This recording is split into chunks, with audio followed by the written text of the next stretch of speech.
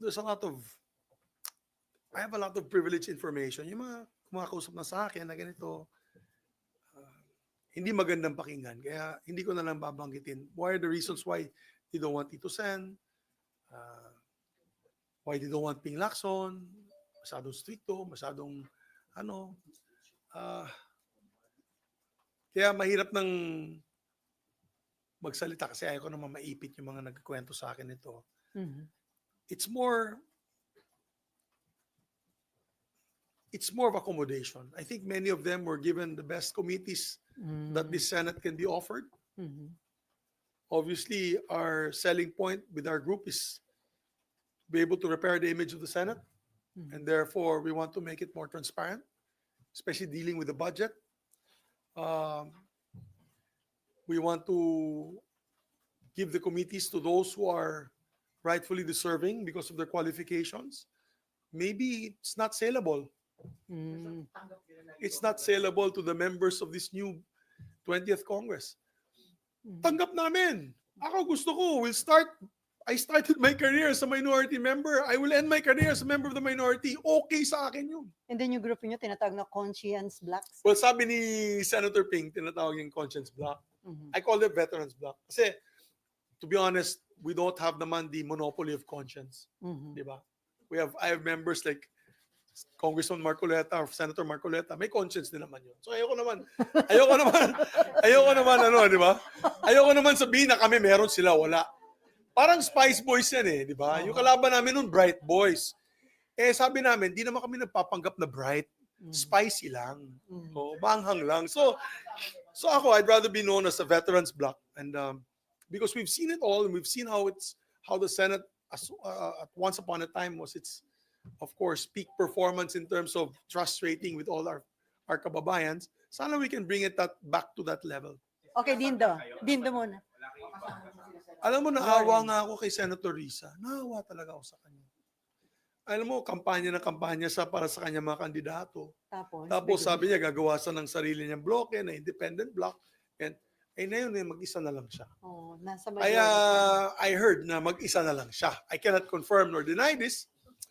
But, willing yung i-adapt, sir? Of course, she's most welcome to join us. Although we have a divergent, I'd say, position on some issues. Kasi of course she's more on the left side. We're more on the conservative side. Many of you know I'm a conservative politician. So, but you know, when it comes to transparency, sama-sama kami, di ba? When it comes to abuse of authority, dapat sama-sama kami na tumayo. We welcome her to join us. We'll adopt her even if she doesn't want to be adopted. So 5 ang minority. Well, no, I don't want to answer for her. Ang sa 4 lang kami, handa na po kami sa pagiging minority. Okay, Dindo. Sir, nabanggit yung leadership style. Kay SP Chisba, hindi ka satisfied, especially sa pag-handle ng impeachment case? Hindi ka ba siya believe sa style ng leadership Hindi niya? lang yan eh. Marami pang issues eh. Ako, katulad niyan, yung sa budget, para kay pa ako nag-vice chair. Di ba? Tinanong nila ako kung gusto ako mag-vice chair nung sa budget noong 2025. So I said, okay, I'll volunteer kasi para naman, wala naman akong committee. Di ba? May committee ako, Economic Affairs. Wala naman akong ginagawa. Alam niyo naman, gusto ko magtrabaho. So hinandle ko yung sa DOST. Department of Science and Technology.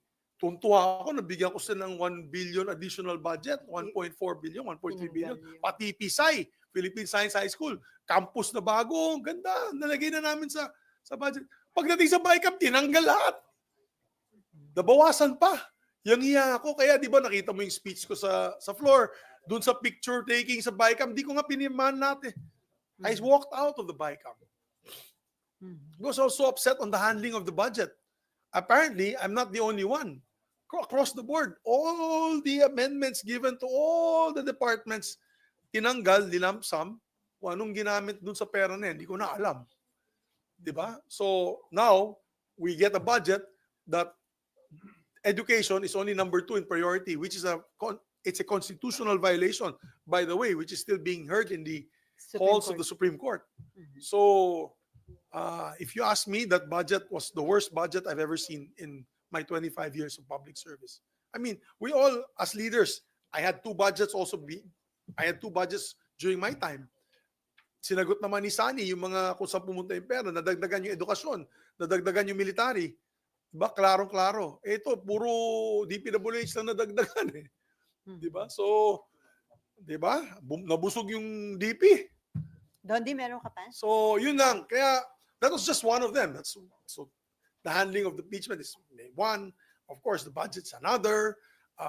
And the lack of transparency. For example, the Senate building. What is going to happen with the Senate building?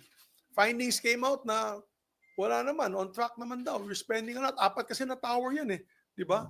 So, ano na yung pangyayari dyan? Di namin alam. Matutuloy ba yan? Will it become a white elephant? We're not told what's going to happen to that. Hindi ka na-update. No, there's no update whatsoever. Mhm. Don't know Okay. what's going on. Among their side, yung kumakausap lang sa akin doon, and I'll be honest about it, and I thank him for it, is Senator Alan Peter Cayetano. Senator Cayetano is the only one lumalapit sa amin. Nakausap kami, yung ano bang mga problema na pwede maayos. Kasi accounts chair siya, di ba? So, I have to thank Senator Cayetano. At least he reaches out to us. Me, Senator Lauren, and Nancy, who's now mayor of Makati. So, yes, we could. I see that the leadership is lacking. We need some sort of. If not, then we're ready to be in the minority. Okay, may Ann Camille and then from Rappler. Sir, kasi sudden yun na kung sino pa yung mga veterano, experience gaya ninyo, kayo pa yung hindi mag-lead sa 20th Congress. Kumbaga, pwede nga minority. Yeah, actually, it saddens me because, alam mo, yung chairmanship kasi na yun, parang binibigay sa mga not so qualified members of the Senate sa aking pananaw. At tapos yung mga super qualified, katulad ni Senator Lauren Legarda, ay binigay sa kanya culture and arts na lang, na napakasipag naman ng tao. Sabi ko nga sa kanya, baka sa next Congress, hahatiin na yan. Baka ikaw na si culture, ako na si arts. Committee on Arts, siya culture. Dahil nga, hampas lupa na kami. Dead hungry, ano yan. Patay gutom na kami. So, paglaban na lang namin yung integridad ng Senado. So wala pang pag-uusap sa committee chairman. Wala. Kami, whatever. Kayo, sir, What? ano po kinuha? Nothing. Nobody's talking to us anyways. So, nobody's talking to us anyway. So, wala problema. Yung masama doon, pati yung mga kasamaan ko na parang gusto ko na ilabas sa sama ng loob ko. Pero sige lang. Tayo lang naman, no? Tayo lang naman. So sir, Tayo lang naman. Tayo. so sir, Online ba? Oh, So, sir, hello, online. sir, yung bang seatmates, buhay pa o disbanded na? Wala na. Ah, Medyo masama ang loob namin kasi at least sana naman kinausap din kami. Alam naman nila si Tito Sen yung unang namin. I've been telling them, okay ba kayo kay Tito Sen? Tahimik lang sila, quiet lang sila. Tapos mamaya-maya may mga na pala sila. statement na. May mga Decision na. na hindi naman kami sinama. Baka gusto nyo, sama-sama tayo na ito yung committees nyo. Ganyan. Wala. Hindi kami kinakausap. So it's okay. Kaya nga patay gutom na kami.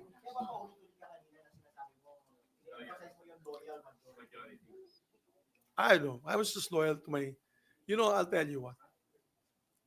During the Farmally, kaya nga, my demise was because I respected the committee system. I respected the committee chair. My demise was I respected my committee chairs even under the insistence of some of my colleagues and some people in power to stop certain hearings. Kasi nakita ko yan sa Farmally. Nung panahon ni Tatay Digong, ni President Digong Duterte, they were trying to stop the Farmally hearings. 1 year yun kay Tito Dick Gordon, di ba? 1 year yun.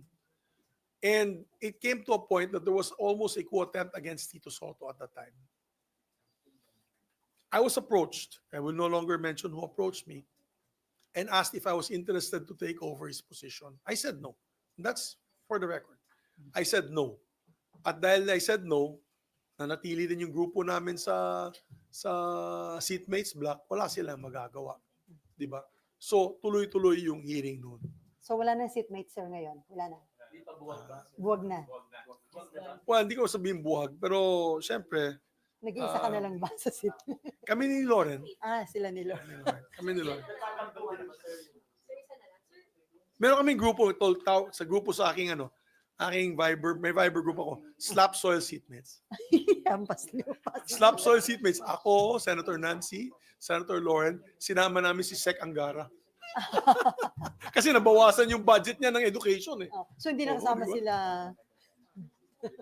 Anyway, yung wala sa stop sign. hindi na. Meron din kaming grupo na original seatmates. Pero wala na. Siyempre, may mga joke pa rin kami dyan. Yung mga Akala ko tahimik na eh. joke time. Kailan yung huli? Sino ulit nag-joke, sir? Ha? Sa seatmates.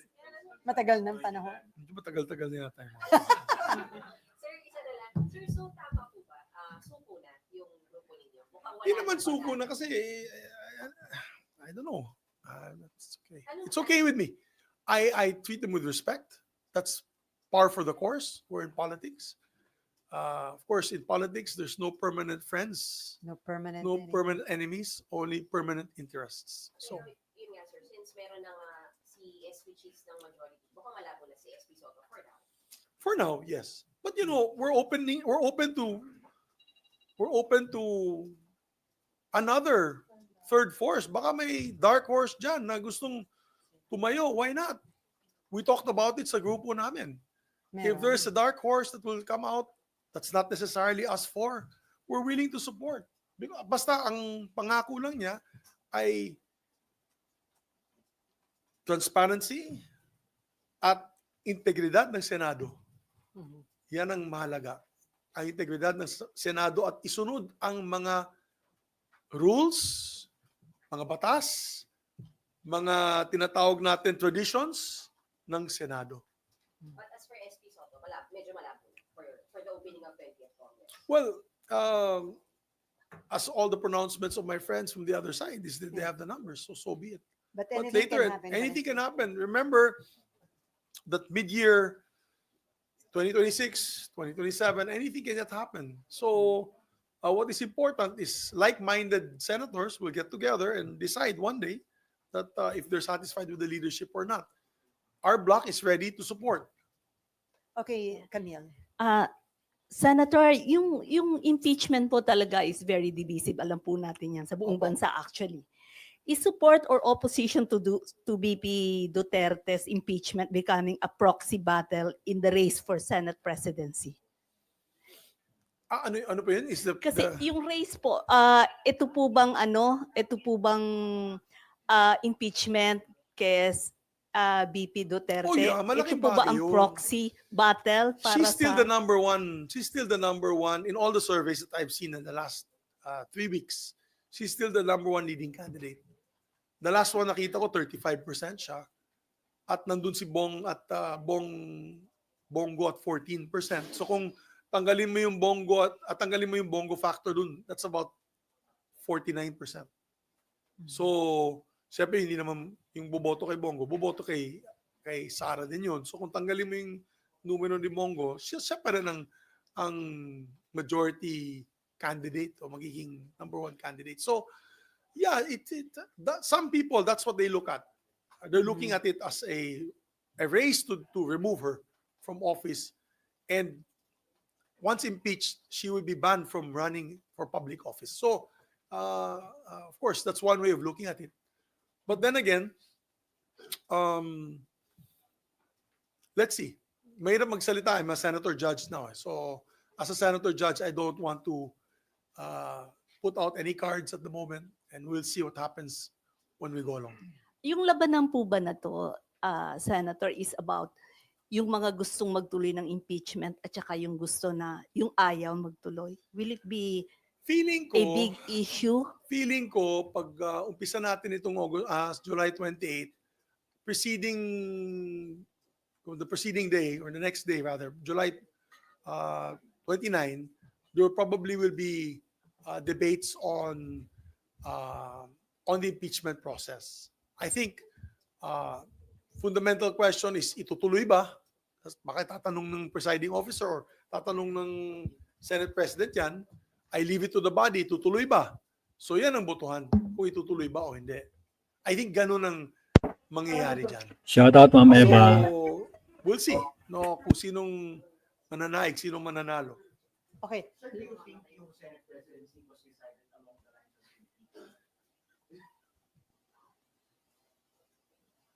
My silence is deafening. I don't confirm Okay. nor deny. Last Pero two, syempre, ano yun, par for the course yun. Di ba?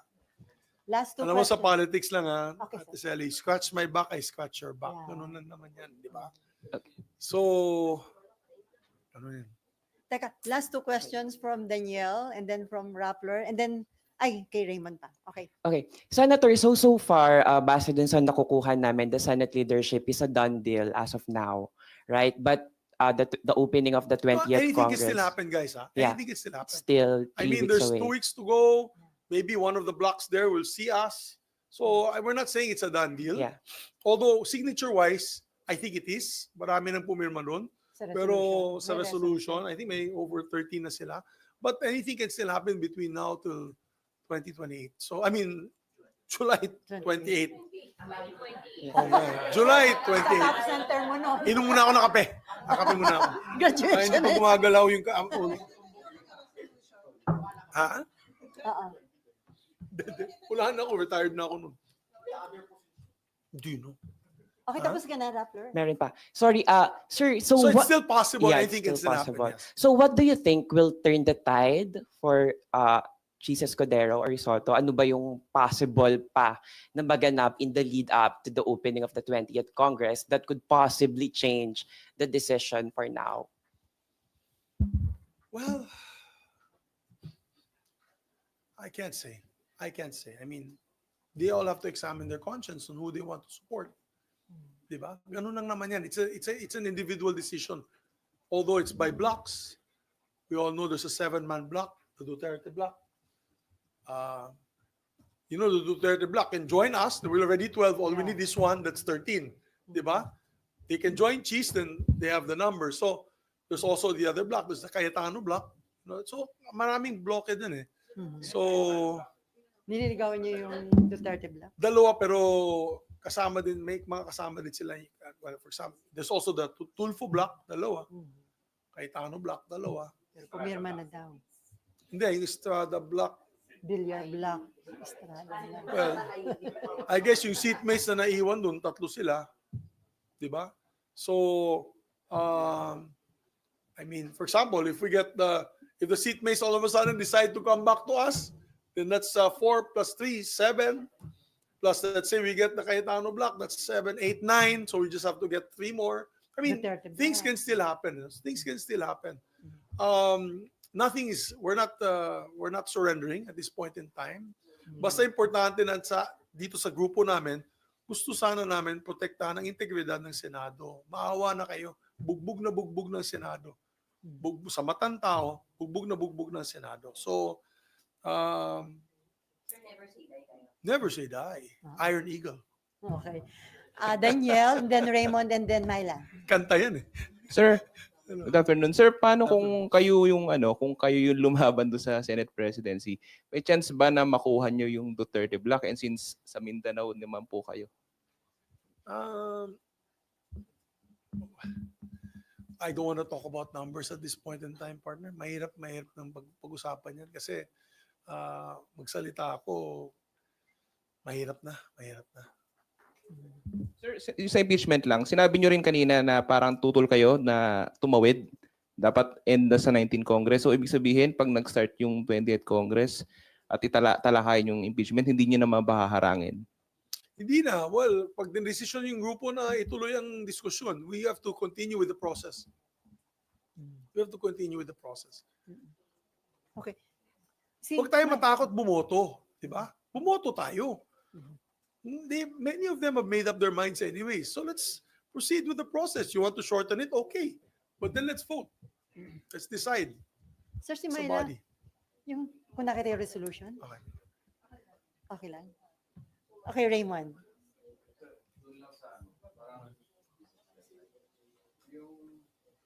Considering yung emotion ninyo regarding the Senate leadership. Diba, in one or two words, how would you describe the current Senate leadership? It's like you were saying for your time na consensus leader kayo. What about today? Today, are you asking me if I'm still a consensus builder? Of course, I'm a, or How do you describe the current Senate leadership? yun nga, medyo may, sa aking pananaw kasi sa kanila, okay sila dun sa style na yun. Pero sa aking pananaw, ay kulang yung aming consultations. Nalala nyo yung sa People's Initiative. Kung hinayaan ko na lang magdiskusyon kami sa plenaryo, wala kami consensus. Hindi nyo nakita yung front page natin na litrato, hawak-hawak namin yung 24 signatures on the resolution expressly going against that fake People's Initiative, di ba? I had to get that through consensus, through consultation. So that's my style. And when we discussed many measures, when we discussed the Create More, when we discussed all the very important bills, pati Maharlika, we had to have consensus building and consultation. May debate pa rin sa floor. Hindi naman mawawala yung debate sa floor. Pero at least, ang kagandahan yan, alam nila yung issue. Di ba? Minsan, nasa floor na kami, nagtitingin na kami ni Nancy Binay, sasabihin niya, ano bang direksyon ng Senado dito? Hindi ko alam. Siyempre, mayroon tayong decision dito sa iba't ibang or opinions dito sa iba't ibang mga issues. Pero yan ang gusto sana namin maiba. And of course, we don't like yung divide and conquer, kakausapin isa-isa, tapos, pangakuan na mga kung ano-ano. Ayaw namin ng leader na ganyan. Wala akong binabanggit na gano'n. Sinabi ko, ayaw ko lang ng leader na ganyan. That's why I want to correct the misconception.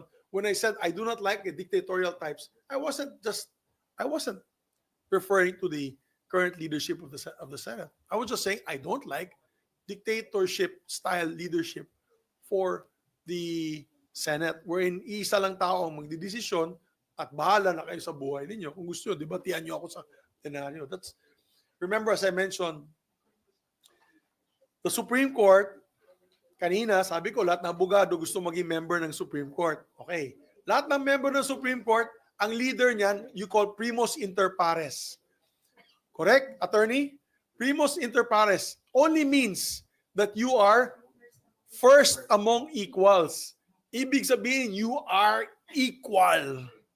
The same as everybody. You're only tasked to be the presiding officer of this Senate.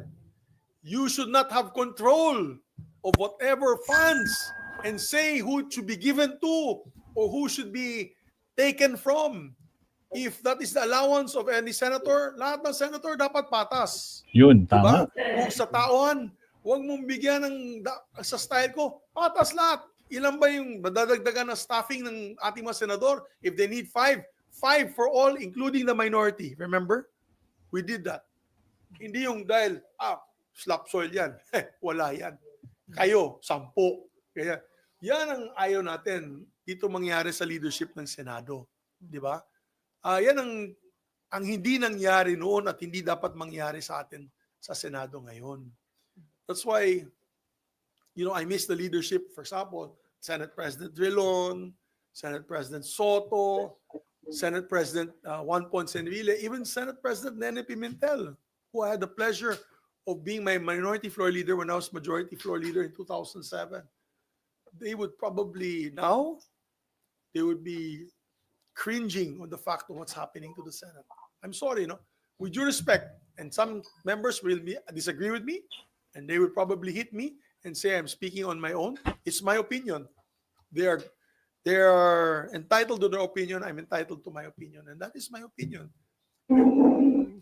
Nakikita nating taong bayan. Kayo na lang. Kausapin niyo yung mga kapitbahay ninyo. Ano bang nakikita nila sa Senado na yun? And I'm sure you will have the same opinion. Okay, on that note. Thank you.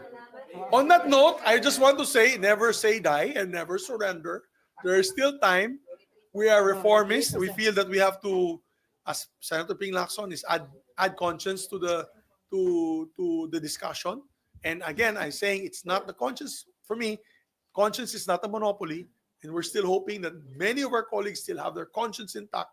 And when the time comes, when we decide on banning online gaming, ay magkasama po kami, minority, majority, magkasama po tayo lahat para sa ating mga kababayan and on other issues as well. But before I end, I just want to say that I will always pray for our beloved Senate and for our beloved people. And I hope that the Senate can step up to the plate, providing integrity and efficient government service, particularly transparency, para maiba naman ang perception ng ating mga kababayan sa Senado. Ang Senado para sa akin ay palaging maiiwan as the last bastion of democracy. And we should give that people hope na pag inaapi sila ng agency, ng LGU, ng National Guard, ang pwede nilang lapitan ang Senado. Dahil alam nila ang Senado makakatulong sa kanila. Alright. Salamat po. Okay. Thank you. Magpa-file si sir ng kanyang mga priority bills after nito. Okay. Yeah. All right. Thank you, Senate President, former Senate President Zubiri. So nakita natin yung stand niya mga absat, no? Especially dapat talagang kwan. Hindi naman niya tinututulan si Chief. Asa nga lang, kailangan yung proseso masunod, di ba? Kung may numbers kayo, edi i-acquit nyo, di ba sabi? Di ba, mabsat? Alright. So yun lang, mabsat, no? Naka 1 hour, 27 minutes tayo for today. The whole duration ng kanyang tawag dito, press con ni Zubiri. So abangan natin kasi ilang date na ngayon, 7. Nako, 20 days na lang si Ombudsman, mapapalitan na, guys. Mabsat. Yeah. So hindi mo na ako sisingit ng subtopic. Mamayang gabi na lang pag uwi ko, mabsat. Kasi medyo nandito ako sa school medyo busy tayo actually. Naghahabol ako ng grades with my students and then sa labas, pinapa-activity ko lang sila. So, I'll see you tonight, ma'am. Maraming salamat po sa mga nandito. Ma'am Eva Hernandez, si Madam Kat, sino pa ba? Sila na lang na ba? Ardian, Alival, yan, MX, Tina Lakwata, shout out. Sino pa ba? Chichi, at sa lahat po. Sa mga di pa po nagla-like and subscribe dyan, like naman tayo. Ilan na like natin? Umabot pa tayo ng 100. Kaya refresh lang ako Kanina 90 plus. Ayun, 106. Kahit pa paano, nadagdagan ng 8. Sa mga di pa nagla-like dyan, like and subscribe. Maraming salamat. 100% po yung like natin. Thank you very much. So kita-kits tayo tonight. Right? So maraming salamat. Ang Kat, Ma'am Eva. Kita-kits tayo mamayang gabi. Maestro Paul is signing off. Bye-bye.